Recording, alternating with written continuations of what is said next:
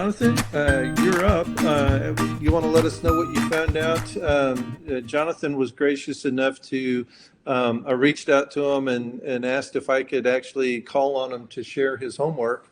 We gave out some homework assignments last time, and then that was to check in with the local authorities in the county or the city where you're at, and then find out their criteria, and then translate how that would be in a map, because the end result, and I've been talking with a marketing company about how to go about this, but as a prototype, if we can look at the map of an area and then know all of the neighborhoods that are eligible for an ADU to be built there, well, then we can geo fence that marketing around there, and then you either send them a postcard mailer, you geofence and tag things on Facebook, or you just the low budget but high time scenario is just good old fashioned knock on the door and let people know what you've got. And so, but the first things first is knowing where to hunt. Jonathan, you want to tell us what you found out? Yeah, sure. Hold on here. Today I live in St. Petersburg, Florida, so I'll probably just give a little, background, maybe in former previous classes we've had. I've mentioned it, but St. Petersburg is just southwest of Tampa on a peninsula that is at the opening of Tampa Bay. I'm going to share my window here, if I may. Let me know when you guys can see. There we go. So you got a map? Okay, great. So as you can see, this is Tampa Bay, the entrance to it. And I'm just giving this all to you just to kind of give you, spatial awareness. But this is on the west coast of Florida, just southwest of Tampa. St. Petersburg, for a long time, has been a very sleepy little city. It has not undergone the level of kind of development and kind of growth that, let's say, the east coast of Florida has, from Miami all the way up to Boca Raton.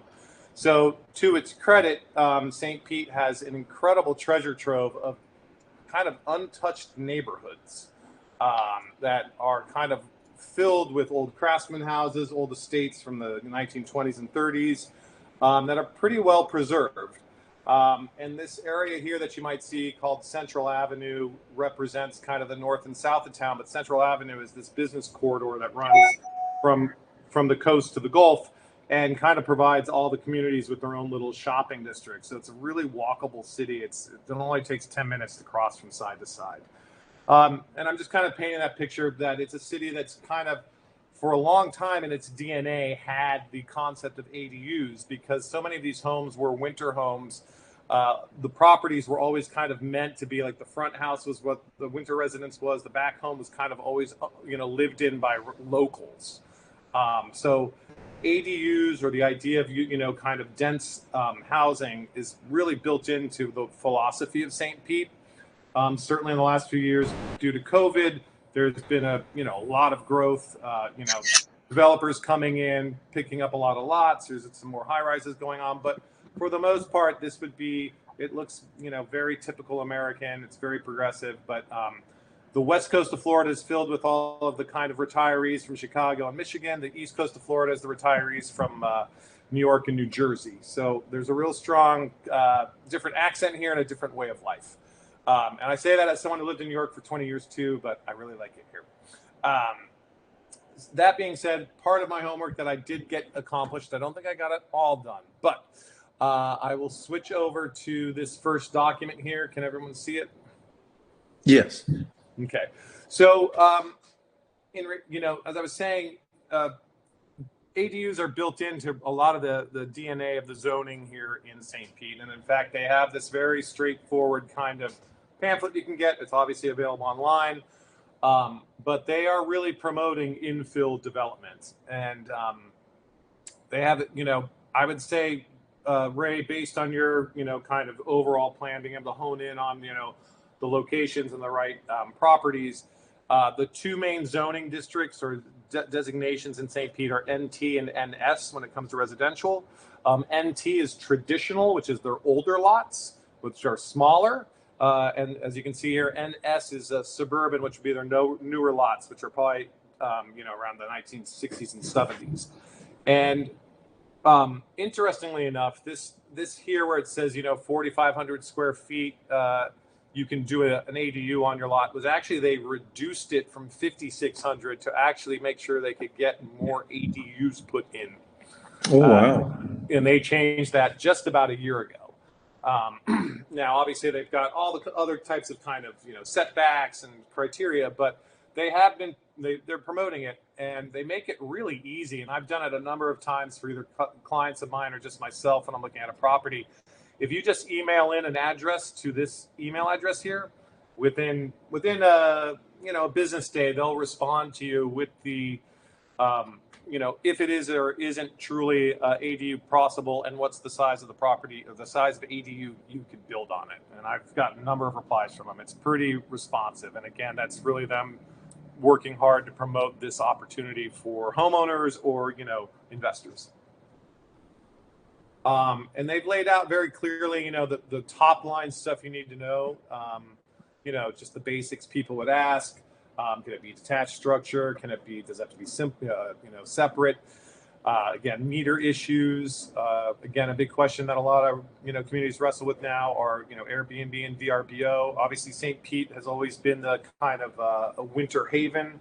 And in fact, there are still, small and medium condo complexes here that are just for, 1 month to 3 month rentals, because it still has that kind of, winter concept around it. So they've provided this, and it's, again, I actually, it was nice for me to go see it and then refresh my memory of everything that's required. But, they give everything you need to know. Obviously, you need to have plans. You need a licensed contractor. They give people a little bit of the way, what it takes to get, going with your permit costs. I love that they say it takes 3 or 5 days to get your permit. My experience has not been that, but they are very responsive. It is, like I said, it's still a very small permitting office.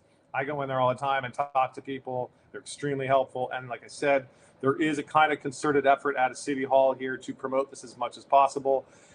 In part, not only for the infill and trying to, increase, affordable housing for people because it's changed so much, but to give people ways to, subsidize what might be a larger mortgage than it was 3 or 4 years ago. And again, here they have these, programs for people. So it is on the city's map here. It is not a kind of new concept. Like I said, I know city council members who are very much behind this because, they are aware of, the need for it. But like I said, it's not something that's new to St. Pete. People know it and get it. I'll switch over to this other document, which is a bit more of the drill down into the technicalities of the actual code around ADUs. And this is where it gets to all those types of things, how much of the land is actually available, how far back is the original house set back by. But, they've really laid out a lot of it. And again, like I said, I was surprised to see them doing this where they had reduced this amount to 4,500 square feet, which, again, is not a whole lot of room to work in. But when you're in the older neighborhoods, which is downtown and the kind of east side of town, the lots are smaller. So, they knew to address that. They had to kind of change that. Other issues, particularly for these larger ones, they understand exceptions about whether you're in an alley or not, or near a corner. Obviously, parking is an issue. I think for them, it's for every 2 bedrooms, you need just 1 parking spot. And the ADU cannot exceed 800 square feet or 67% of the floor area of the main home. So it's a pretty simple math. If you have a 1,000 square foot home in the front, you could do 670 square feet. So. Jonathan, did you see any, you're talking about the downtown area, and I know some of the things that are very popular is the walkability of these downtown areas. And then did you see any exception or remedy for parking if it was close to down? I don't know if that even would apply. So they do have certain exceptions. And again, they always want to make sure you're at least putting 1 parking spot in. I've been to a number of variance meetings where I've seen homeowners who are building either an ADU or a garage or switching things around. And they will, allow you to address a reason why you may not be able to. I mean, and I've seen them be approved. I've seen people say, look, my lot's actually 4,300 square feet. So where am I going to put it? Right. So, they are very aware of that. But as I was saying, that is the interesting thing about St. Pete. While there is the real historic downtown and it's by the water, by the marina, that central avenue that cuts across the whole peninsula provides all these other neighborhoods. And you can imagine it's really from the east side of St. Pete over here is, original St. Pete all the way to the west. It is how the neighborhoods go in terms of when they were, developed. It's the 1920s on the right side and the, 1990s over here on the left.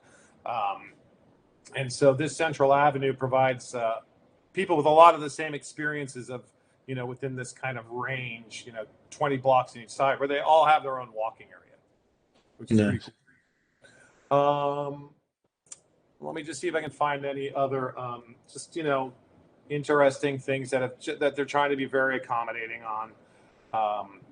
Something here they've talked about, like making sure, balconies are not facing neighbors, which is fine, if you're doing an ADU on top of a garage. And that's one thing they do promote is certainly do an ADU, but if you do a double parking garage on the bottom, that does not count as part of the ADU, and the ADU above is then your square footage. So, but they want staircases in specific ways. It is a very design and architecturally sensitive community. They do want the ADUs to represent the architecture of the neighborhood or of the current home they're in. So, or however it's disguised well between the actual kind of landscaping or however it's designed. But it sounds like they're actively putting thought into it, which is not always common amongst humans occupying the same space. And then it's interesting that the phrase that you used, that like from way back when, this was woven into their DNA. This is something that was always there, and it's not something that they're being reactive to, oh my gosh, what do we do with, all the people? What do we do with this? They're not trying to solve a problem. They're just continuing on something that wasn't a problem for them in the first place, but they're just doing more of something. Yeah, I mean, it does kind of nullify the NIMBY stuff, right? Where you're not trying to put a new code into place that people have the opportunity to kind of argue against. It already does exist, so the right is already there. We're not trying to create it, which has been really wonderful. And and I see a lot of it going on, and I think I feel very strongly, just knowing this community and knowing my range of clients, that a hemp ADU, a hemp built ADU could certainly find clients here. It's that kind of community. And in fact, I know there was the one hemp home built up in, where is it, Tarpon Springs or something. So, but just they've just, like, as soon as I went up to the zoning department, I mean, she more or less pulled it from the top of her desk and showed it to me. She didn't have to go running into the filing cabinet in the back. After that, I did go over to the permitting. To code. And, it was very interesting, and it was a very short conversation. I know a couple of the guys there, but I just said, hey, I'm working in this class, and we're talking about hempcrete. I was like, are you familiar with it? And he's like, nope. I said, well, it's really kind of an insulative building material. And I didn't get into hemp and all that means. He's like, well, what are you asking me? I just said, well, I'm just trying to understand in your department, what would you be looking for a new material being used in this kind of way? And he's just like, we just want to see that it's got, all the approved criteria from the right, agencies, which ASTNA and all that stuff. So, it was a short conversation, but again, like I said, I think this is a community that, with the right setup and following their kind of, any zoning and permitting processes, you're not going to debate something that by the books and, by all criteria is allowed to be done. I don't think I would see that certainly here. It's a small enough community where the bureaucracy just doesn't play out that way. And then I didn't really, I was gonna pull up the zoning maps if I could. This is the This is the property appraiser map, but you know, as I was, they're pointing out the NTs and the S and the NSs are pretty much the whole community in terms of any type of single home development. It would really be more a matter of their lot size and the size of their home. So I feel almost with a pretty simple, breakdown of any database they had, you'd probably be hitting 7 out of 10 homes that are, that have the zone designation to do this.